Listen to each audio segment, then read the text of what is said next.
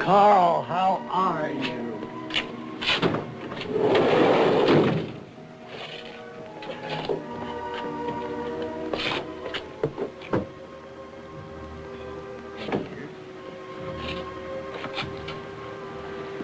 This, my friends, is Dr. Carl Werner. Carl, allow me to present my students. This is Karen Hunter, Karen. Lynn Kelly, Lynn. and Tom Nash. Tom. And this young man is Keith Henshaw. Oh, an extreme pleasure. Is it still out there? Have you seen it? No. But I heard it clearly 2 nights ago. Your Yeti is waiting for you still, Ernst.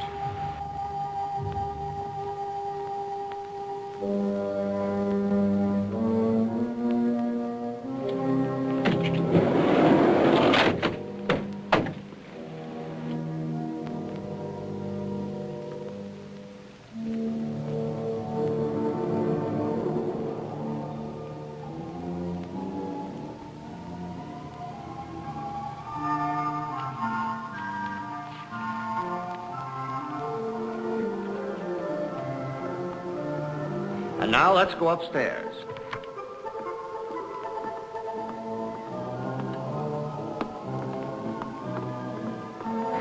Well, here we are. Now, this is the girls' room, so go on in and make yourselves at home. Tom, you're in there. Keith, this is your room. Oh, wow, if I had it. Oh, I know what you mean. Where's my little case? I don't know. I guess Tom has it. Now, dinner's at 7, so don't forget, don't be late.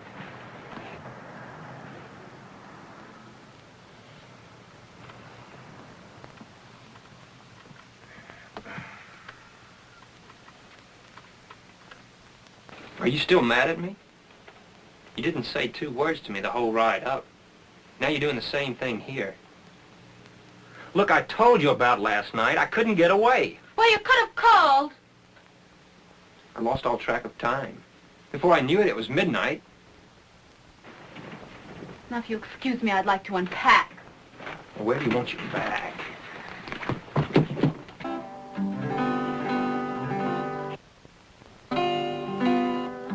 Hey, you forgot your bag. You better thank you. Hey, I don't believe this bit. You don't believe it. Who do you think I can be? Let's see. Hey, it looks like you packed for a weekend at Aspen. Oh, what do you expect me to bring, my books and typewriter? Oh, this is supposed to be a serious field trip. Oh, come on, Keith. You don't really believe we're going to find anything out there. Well, Dr. Prell thinks we might. Oh, Prell's got a thing about snowmen. The trouble is that people believe that garbage of his can get themselves in trouble. You know that guy St. Clair who clips the hedges over at the university? Yeah.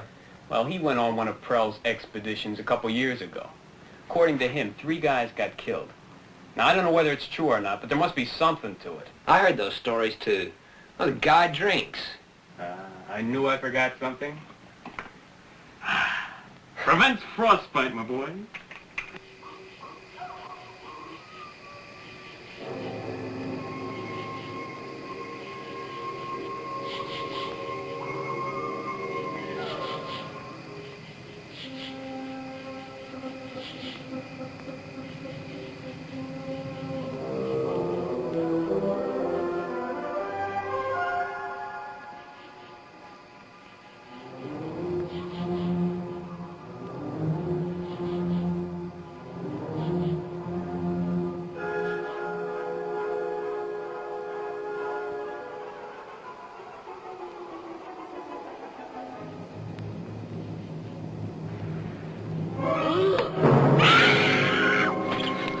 Something wrong. There's a man with an axe!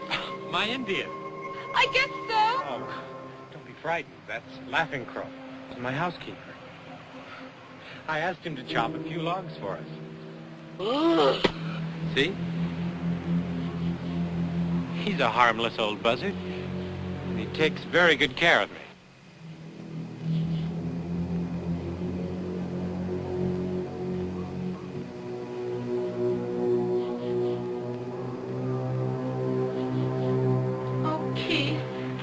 What happened to you? I'm sorry I acted so stupid. It was my fault. Let's not talk about it.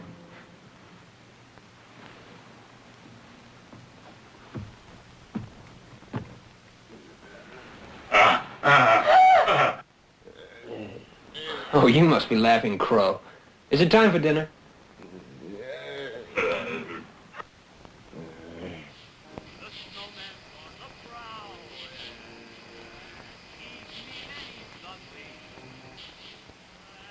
People say that he's downright nasty. Yeah, he's mean and he's gruesome. He'll make your threesome into a twosome. Now's your chance to make a break. Don't let a moment go to waste. On the prowl, hear him howl. Here comes the Yeti now.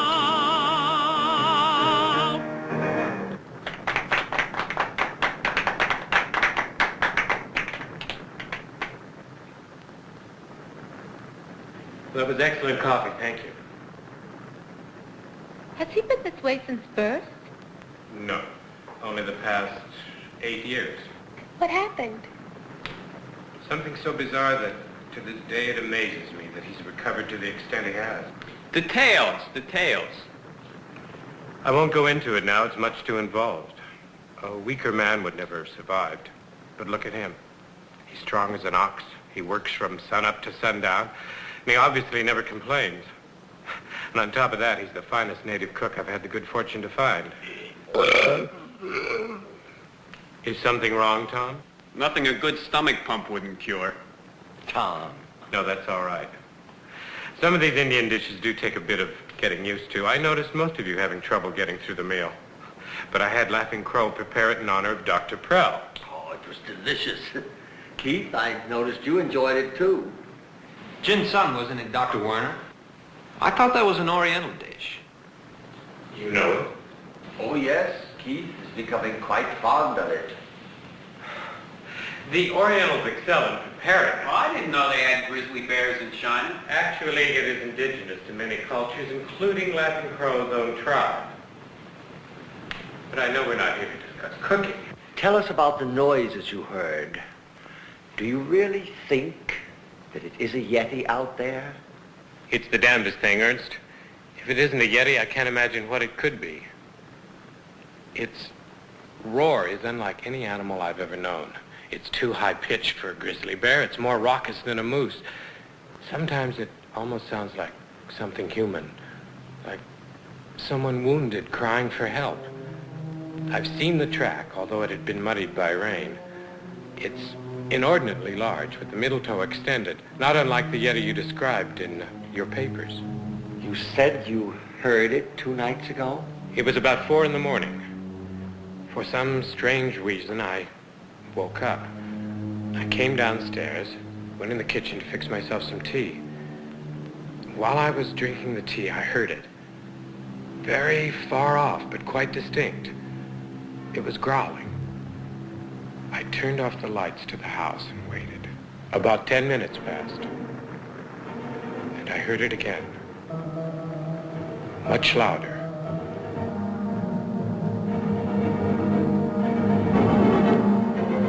I put my jacket on, grabbed my rifle, and slipped quietly into the yard. It was bitter cold. Clouds covered the moon, but I could still see the tree line 50 yards off. Then the maddest thing of all. At first, I thought it was my own excitement. I thought I heard my own heart beating, but then I realized it was another's heart, beating much more rapidly than my own. It grew louder. Whatever it was getting closer. I began to detect a rank, foul odor in the air, and I had the distinct feeling that I was being watched. It was the most unnerving experience of my entire life. Suddenly, a cloud passed away from the moon, and for one split second, I thought I saw something, a shaggy figure standing just at the edge of the tree line. Instantly, it was gone, and with it went the aroma and the sound of the racing heartbeat.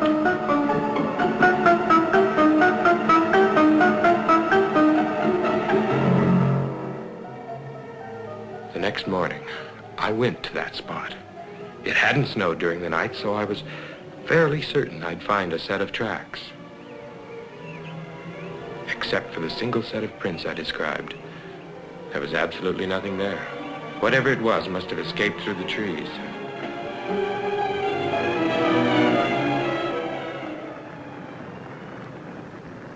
Well, didn't you at least get a photo of the tracks you found? I don't have any equipment here. Carl, I'm more convinced than when you called me that you've got a Yeti in your woods. And with the help of my young friends here, we're going to find it and photograph it and prove to the world that this fabled beast does really exist. Do you have a chart of the island, Carl? Yes.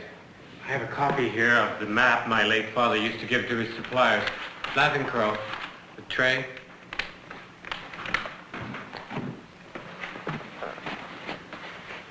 The island is approximately 6 miles by 4.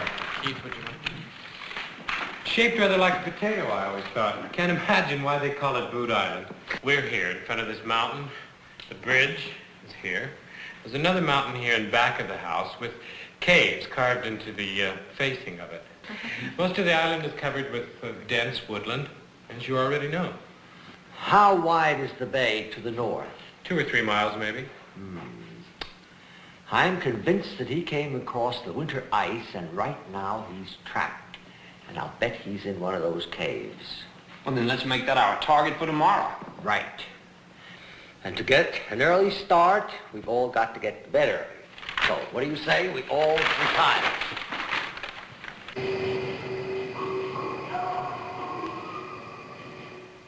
Hey, what's the big idea? Hey, good night. Good night.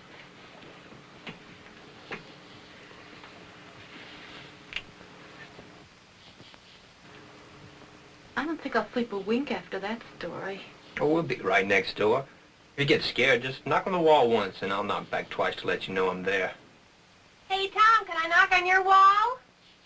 Anytime, Lynn, baby. See you at 6:30.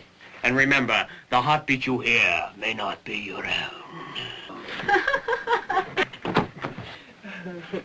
You know, I'm really looking forward to this weekend.